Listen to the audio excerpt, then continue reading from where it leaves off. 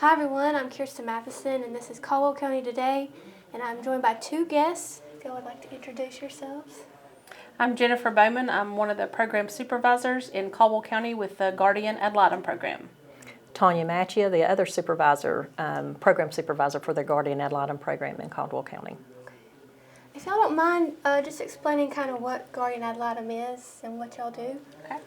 The Guardian Ad Litem program works with children who are court involved due to court action being filed by the Department of Social Services when children are alleged to have been abused or neglected. Okay. Once that court action is filed, then the court actually appoints us to be a court advocate and the spokesperson, so to speak, for that child in court, making sure their wishes are known. We report about any needs the child may have, but really making sure that that child's voice is being heard in court. Okay, awesome. And from what I hear, y'all run by volunteer mostly. Yeah. So are you guys looking for volunteers? Is that kind of what your part of your program is? Yes, so our program is based on volunteers, and so we recruit and train community members to become volunteers, and our goal is to want to have 100% volunteer coverage for all of the children that our program works with.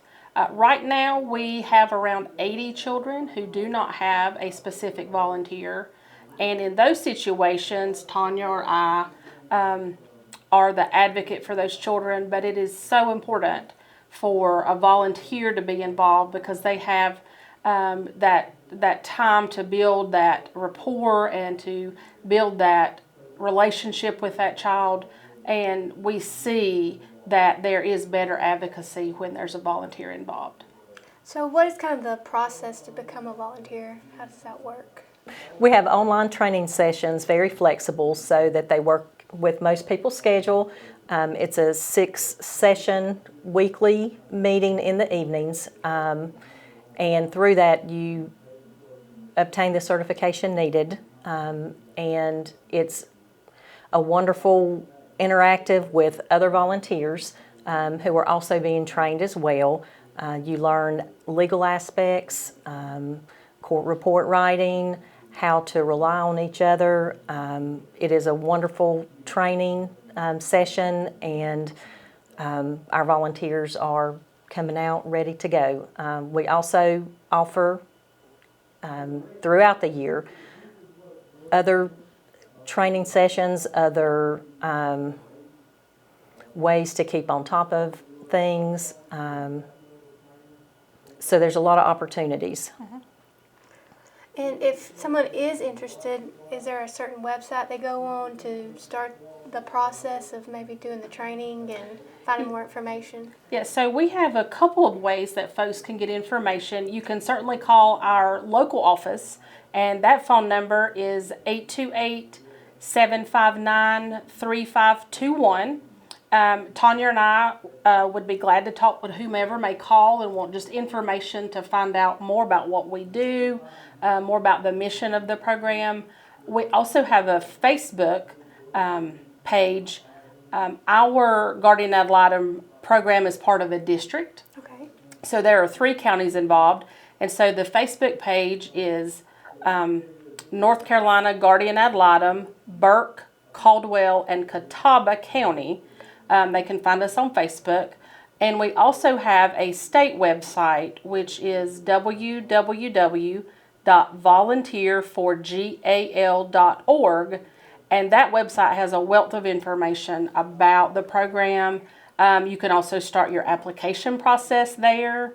It will alert the county that folks are interested in serving in. Okay. So we know to get back in touch with them about their application and about answering any questions for them. So there's several ways that folks can go about getting information. Okay. Awesome. The state has designated April as Child Advocate Month. Okay. April is also Child Abuse Prevention Month. So it's awesome that our volunteers are recognized in that same month for the advocacy that they do. And we've had several events going on. We are doing a celebration luncheon for our volunteers this coming Friday. Okay. So a way to honor them and thank them for all that they've done for us. That's absolutely awesome. Yeah. We also have an information session coming up in June. Okay. If anyone is interested and would like to find out more information, it is scheduled for June 15th, starting at 5:30 online. Okay. And they are welcome to reach out to our local office, and we can get their basic information and make sure that the link is provided. And there again can talk through or answer any questions that they may have initially. Okay, awesome. And we'll try to make sure that those links are in the description of this video as well, so that Perfect. everybody Absolutely. can, if they're very interested, they can be a volunteer, which would be an awesome opportunity. So, And there are others, so we have some billboards that are going up, okay, and we have some different flyers and signs out in the community. Look very similar to this. Oh, So awesome. if folks are out in the community and they see these signs, that is our program, and it gives phone numbers. It also lists the Volunteer for GAL website. okay, So we want to get out as much information in the community, and so as people are seeing this, know this is the program that we've been talking about today, and so they Okay. can reach back out to us. We'd love to have them as part of our program. absolutely, that'd be awesome. Yeah. Is there anything else you guys would want to talk? I would like to say, in speaking with foster children throughout the years, one comment predominantly that we have heard over and over and over is that they do not feel heard. So this is a way to make a difference. It is a way for that child to be heard in court. You can be that voice. You can make that difference for that child. That's awesome that people are willing to be advocates for children, and that y'all are doing that work as well. Is there anything else that want to make sure that we cover?